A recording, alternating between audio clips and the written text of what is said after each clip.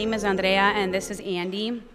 And we're from the Social Studies Department at Foster High School. And some of you may have seen this article up here on the screen. It ran right after the new year, and like Katie mentioned, it's about some big shifts that have happened in our building over the last few years. I've been at Foster 11 years. Andy's in year 4, and in that time, we've seen a lot of ups and downs, like many of you have in your buildings. And in our particular building, we've seen many, many changes. And it's in these last 3 years of our collaborative work that I've felt the most empowered as a teacher, and Andy and I are both pretty excited to share our work with you today. For us in our department, and we're probably not supposed to say this at a TPEP colloquium, but the work that we're about to share with you today, it's not about TPEP. For us, the work is about best practices and giving our students the best instruction and learning experiences in our classrooms that we possibly can. TPEP doesn't guide our work, but our students and each other, our colleagues, it absolutely does. We believe deeply in the work we're doing, and it just so happens that TPEP supports us in this work, and for us, that's pretty convenient. And just so everybody knows, in our district, we're using the Danielson framework. For the past year and a half, we've been meeting with an instructional coach as a department once a month on a full-day release. And this work has truly pushed us not only to meet but exceed the standards set forth in Domain 4 of Danielson's framework professional responsibilities as we've grown into a high-functioning PLC. Our collaborative planning has supported our growth in Danielson's Domain 1, planning and preparation, and our student growth goals are aligned to proficient distinguished goals as defined by Criterion 3, 6, and especially 8 rubrics.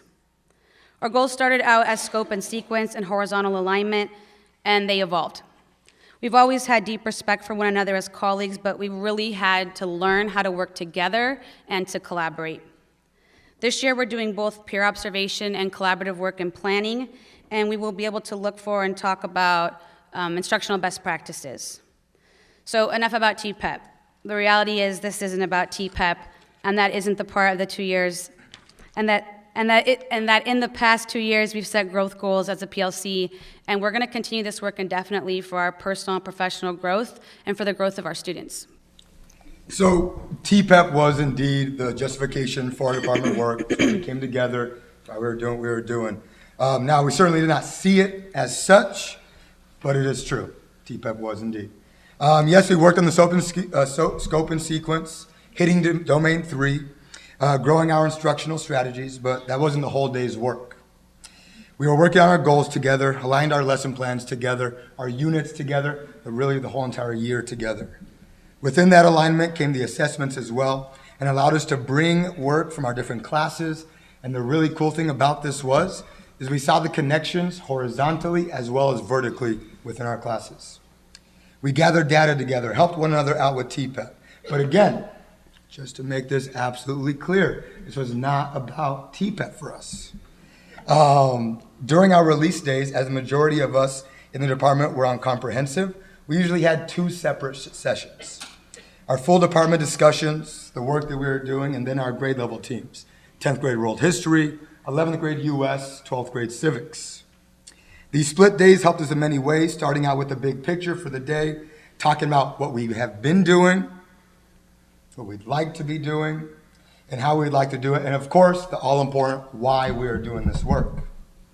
Which then led us to our grade level teams and creating something meaningful, powerful for our students, something for them to actually grow within the classrooms. As many of you know, though, there usually isn't enough time in the day to get all of this work done. So, and this is a little bit difficult for me to say, and still difficult for me to even realize and comprehend that we did this, but we actually met outside of the normal school day multiple times in the month to actually get this work done because we were so excited, so enthralled, so just mind blown at the work that we were actually creating for ourselves, for our students, for the school, for the larger community. We grade together, we plan together, we get all the nuts and bolts going on what we need, and we genuinely want to. So the work that Andy's describing really grew out of teacher initiative and teacher leadership. Our department was unorganized and incohesive for about 9 of the 11 years that I worked at Foster. Teachers weren't empowered to lead or collaborate. Each of us worked in silos. We had an attitude of go to school, close your door, do your thing. And this was evident in our students as well. The article in the Times shared some interesting data, and I encourage you to check this out because you can see like the exact point when change began to take hold in our building. A few years ago, I began to watch as the math and science departments got a lot of recognition and a lot of support. And I thought, we can do this work too. So I went to our principal's here, Pat Larson. Yep. And I went to Pat and I said, I want to make our department the strongest building in the school, the strongest department in the building, but I need help because I have no idea what I'm doing. And there was an instructional coach that had done some work with literacy at our school, and she had led us through some PD writing higher level questions. And at this time in my classroom, I was working with primary sources and Frederick Douglass's autobiography in my US history class. And I followed the suggestions at the PD and wrote questions for my students' reading. And when the kids worked on these questions, they were the most engaged they had ever been with the writing that I love, right? A primary source that I think is so powerful, and like they finally hit it. And I was really, really excited. And it was like the history in my classroom was coming alive. And so I wanted to do more of this type of work, and so did the rest of our department members. So I asked Pat if we could bring a coach on an official capacity. And we're so lucky that she obliged us. And not only did she oblige us, but she has supported us every single step of the way. She found funds. She went to central administration. She ensured we had space to meet with our instructional coach every month. And she respected us as leaders. She protected our time, our space, our knowledge, and our expertise to get the work done. And it was totally new and different. We had never had an experience with a principal like this. Every single one of us had to step way outside of our comfort zones, and we had to build trust with ourselves, with each other, and with our new coach. So in each of our classes, we really saw how our students were being impacted by the work that we were actually putting in, which is really beautiful to see because you never want to just do stuff and not really get anything from it. And one example of that was the use of SRI scores, the Scholastic Reading Inventory.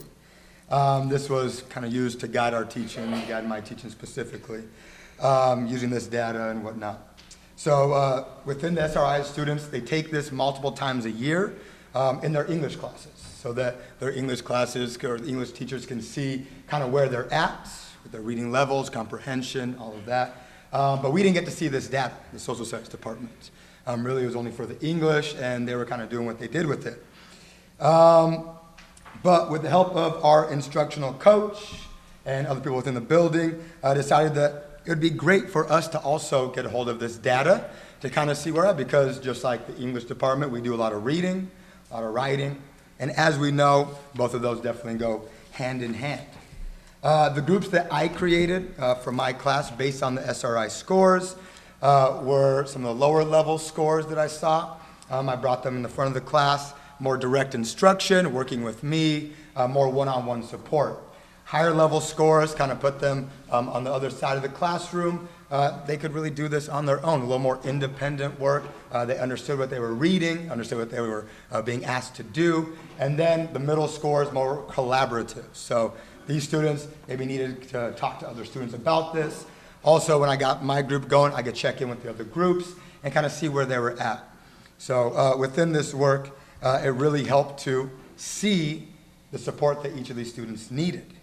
After the first day of doing this, because this was really new to me, doing this in my second, third year of teaching, I had them do exit ticket reflections on how they felt about the groups, the work, their own understanding, and really my mind was blown by what I got back. The students were very deep in their reflections. They really felt like they were learning from this. They felt like they were getting the support that each of them individually needed, and this is really beautiful to see. They really got a lot out of just the first day, and it was only the beginning of this DBQ process. I ended up doing these exit tickets every day during our DBQ essay process, the reading and writing parts, and the work that I saw that was coming I had not seen in the 3 years that I had been teaching. As a new teacher, I was in the thick of differentiation And it was and still is an extremely beautiful experience to be a part of with my students. So this year, in our second year of our work with the coach, we're starting to see the benefits from last year. In all of my classes, we were able to get into curriculum and literacy so quickly this year because all the kids are coming from that same foundational base that we developed last year together. This year, when my 12th grade civics students had their first assignment, I was really impressed and excited by their ability to jump right in. For me, teaching this opening lesson plan for several years, for me, this was the best I've seen at the beginning of the year with any writing assignment and argument. And I haven't pulled data to compare previous year's students to this year's students, but I know that it's different. After they completed their first assignment, I was so excited. I sent out an email to our department and included Pat and our coach. And it was, to me, that first assignment was evidence of our work paying off as a PLC, and that evidence that we've all been waiting for. Like, when is this going to click? When is this going to make a difference? When are we going to see the results? And boom, September, like, it was really, really clear to me. And that's really exciting. I see in my classroom now, especially with my seniors, that students are helping each other, they're pushing each other, and they can write. And they can write well-constructed essays. And for us at Foster, if you have any idea where we've come from the last decade, this is very, very exciting. Big time. And this work isn't only impacting our students, but also having a profound impact on us as instructors and leaders as well in the building, in the community, all over. Being a new teacher early on with a disconnected department was very difficult. While in grad school, all the talk was about collaboration, working together across, or with your department, with other departments, all of that kind of stuff. But the reality wasn't as such. And from what I was hearing from many of my friends from my grad program, they were working in different schools in different districts, it wasn't much different than what I was experiencing. I had never, and hopefully will never again, work as much and as hard as I did my first year. Now, I wasn't necessarily working smarter, but solely working really, really, really, really hard. Mostly because I didn't know. I didn't feel comfortable talking with my colleagues and asking for help as a new teacher. Everyone was already separated in their own rooms, having their own styles, doing their own work. My colleagues just kept telling me that this is just what you have to go through as a new teacher. You have to get past it. Everyone does it. We all go through it. So that is what I did. And it hurt a lot. But I did, and it worked for that year. By the time I was into the first semester of my first year, I really thought that all the stuff we talked about in grad school was all just a lie, some huge farce to kind of make us feel good about going into teaching, make us feel good about getting support and being in a community and all of that. But it was all different when I got there. I truly thought during my first and after my first year that this is what it was going to be like, and I just have to put up with it, put up with the difficulty of lesson planning on my own, grading on my own, growing in some way on my own, and not having the experienced mentor to help guide me and encourage me within my classes. And then just maybe, after my fifth year, that's what everybody said, fifth year, wait till your fifth year, I'll have some experience and enough of my own work for things to start shifting and to get easier for me. But then came my second year of teaching when Andrea, over here, decided to step up and shifted everything. This shifted me from being alone to now having a safe space with 5 other mentors, experienced teachers within my department, with so many different ways of teaching and thinking and giving us actual time to discuss, to see what they're doing, why they're doing this. And now I actually felt safe as a new teacher in this community, in this department. So last year, all but one of our department members was on comprehensive. There's 6 of us, and it was a pretty empowering experience. 2 of our teachers were new enough that they had no choice but to be on comprehensive, and 2 of our teachers have been teaching long enough that they have no choice but to be on comprehensive. And then there was 2 of us in the middle. And because 2/3 of our department was on comprehensive, I jumped at the chance. And really it was like I don't know what I'm doing, like I want to do this with a group, like not on my own in a couple years when I have no support type of thing. And it gave us an opportunity to work side by side for a common goal, and it wasn't just for TPEP, but for growing as educators, for growing the department, for becoming better instructors for our students. And we worked through the entire process together. We shared notes, minutes, lesson plans, ideas. I haven't seen everybody's uploads from TPEP, but I'm certain that many of us have very, very similar artifacts from last year. And what was really cool for this piece of our work was that it was our newest teachers, like Andy, that emerged as the leaders in our department, because they were most familiar with the language associated with TPEP, because they were the freshest out of their grad school programs or their teacher prep programs. And they helped all of us veterans out as we struggled to fill out our evidence and analysis and develop a whole new set of vocabulary. Our department is full of reflective teachers, but we had never come together and reflected so consistently as a group. And each time we looked at student work, vetted out unit plans, talked about grading together, each of us grew professionally, and in turn we became better instructors. So there's been a lot of amazing things that have emerged from our PLC experience the last few years, but it wasn't all easy and it was not all fun.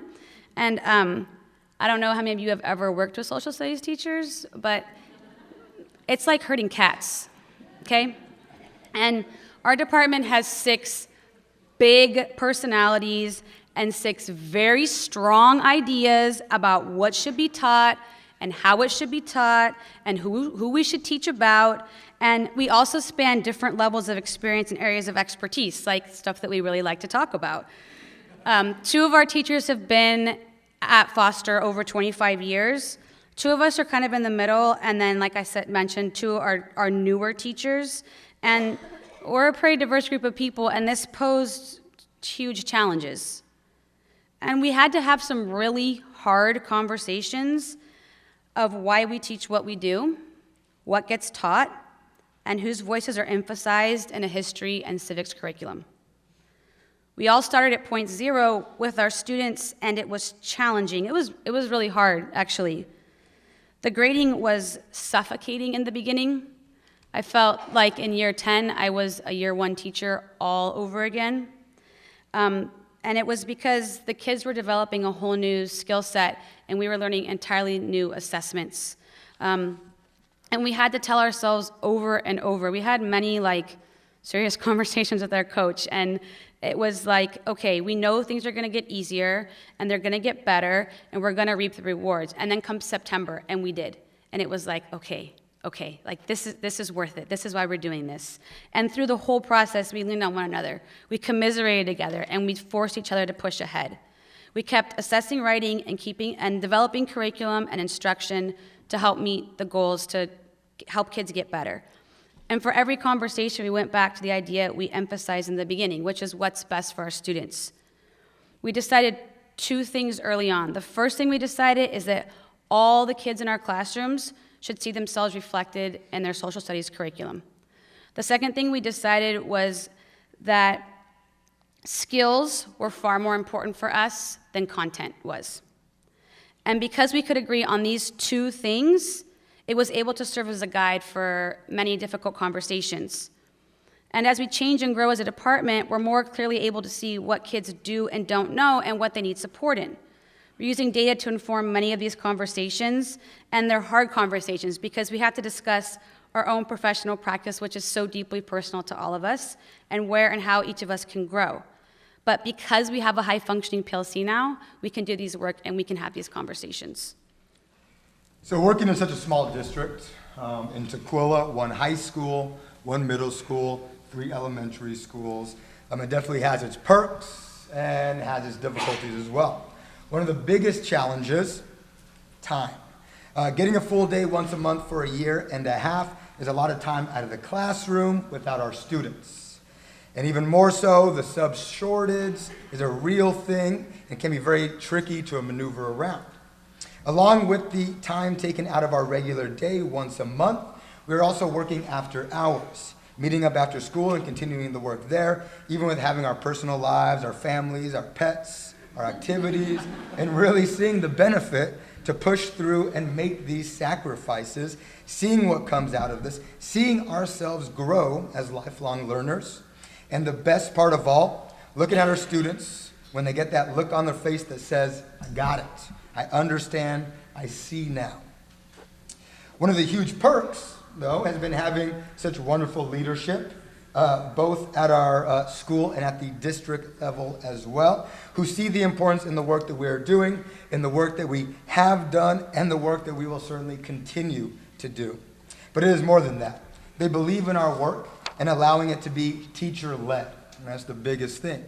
Nobody really wants to do too much when it's just dropped on top of you. So we are in control of the work we are doing, of the work, pardon me, we're creating and showing, and with our knowledge of our students, the skills needed, and our content, that we can actually create this change within our classrooms.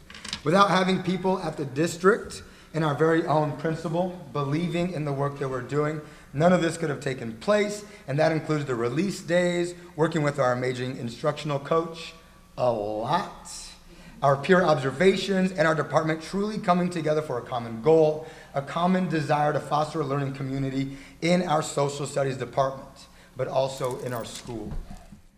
We know that our department will not stay the same forever, and we actually welcome the change.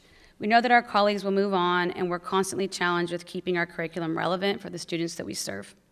Out of our work has come 6 very strong teacher leaders in our building, and we're confident that when we do get a new department member or new department members, that we can all pitch into support. As we move forward with our work and continue to look at data, we begin to see more gaps and think of more ways to bolster our own instruction. Most recently, we see this work as moving forward in the continued growth in our department and literacy for students across departments. We like to brag about the literacy we do in the social studies department. And for the first time ever at Foster High School, I'm really excited about this. We are co-planning a unit with the 11th grade ELA team, and it's really cool. Like, what we're doing in our building, it's spreading like wildfire, and every single 11th grader in our building is going to learn, they're going to experience a co-planned, co-taught unit on the civil rights movement this year, this spring. Yeah.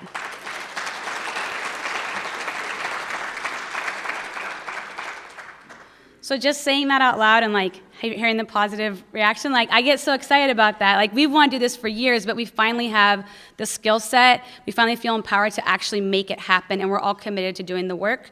And so we feel like if we've made it this far in just a few years, I cannot wait to see how students and teachers will grow at Foster High School.